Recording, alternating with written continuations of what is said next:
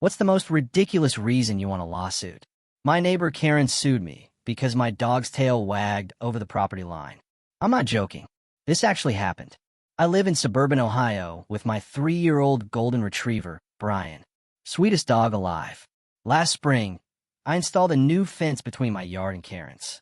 Professional installation, surveyed property lines, the whole deal. Cost me $4,800. Karen immediately complained the fence was too tall and blocked her garden's sunlight. The fence was 6 feet, completely legal height. I ignored her. Then she started documenting everything. Every time Brian played in our backyard, she'd be out there with her phone filming through the fence slats. Weird, but whatever. One morning, I'm drinking coffee and Karen storms over, waving a manila folder. Your dog's tail went over my property line 23 times yesterday.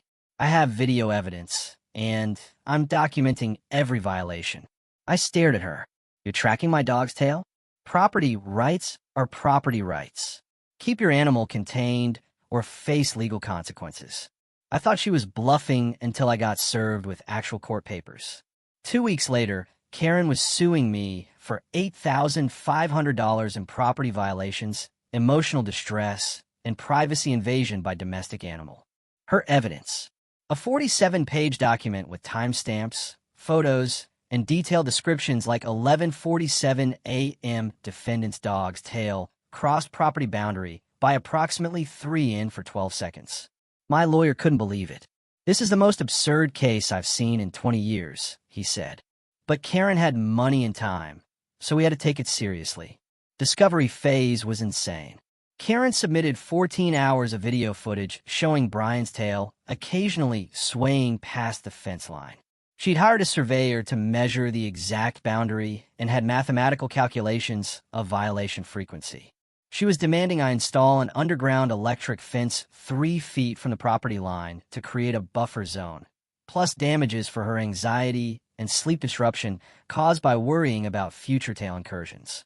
Here's what she didn't know. I work in IT security, and something fell off about her timeline. I pulled my own security camera footage from the disputed dates. Turns out Karen had been deliberately throwing tennis balls toward the fence to make Brian chase them. In slow motion, you could see her systematically baiting my dog to play near the boundary, then filming his tail movements. But the real bombshell came when I checked her social media. Karen had posted in a neighborhood Facebook group asking how to get rid of annoying neighbors legally. Someone had jokingly replied, "Sue them for anything you can think of." She liked the comment and responded, "Challenge accepted." Court day was surreal. Karen showed up with charts, graphs, and a PowerPoint presentation about property sanctity. She'd spent more on legal fees than most people make in 6 months.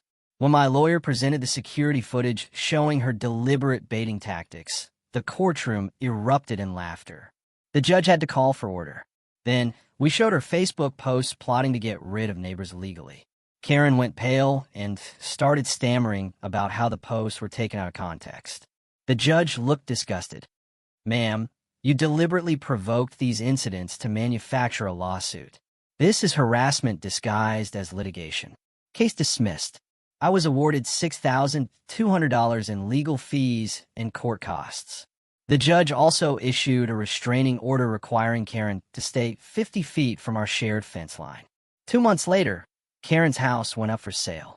Apparently, word spread through the neighborhood about the tail lawsuit lady, and she became a local pariah.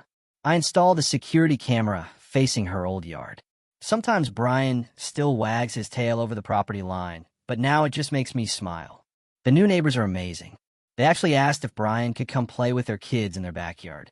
Last week, they built him a little gate so he can freely run between both yards. Karen's old house has been empty for 3 months now. Nobody wants to buy the lawsuit.